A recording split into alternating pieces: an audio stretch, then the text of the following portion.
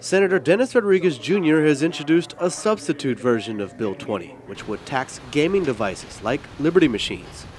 The first version would have assessed a 4% tax on insurance premiums, but after the insurance industry came down hard on this idea, the senator decided to change the funding source. We got the insurance industry, of course, who came out and really scared the community, saying that they would have to pass this down to them, which I still believe today shouldn't be the case. You know, they get very huge, generous qualifying certificates, and I believe they can absorb the costs.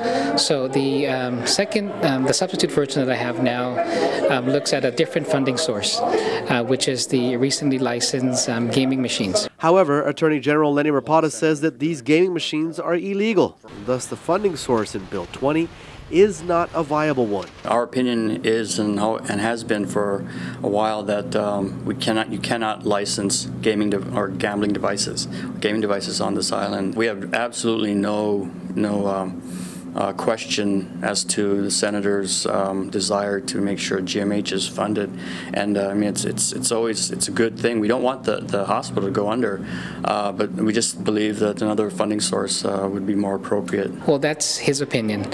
These machines are out. The government has licensed those machines about over a month now, and so as far as I'm concerned, these are legal devices that what I want to do is capture it for use of our hospital. In fact, we found that the 671 Gameland Game Room in Mongmong is advertising 24-hour Liberty machines.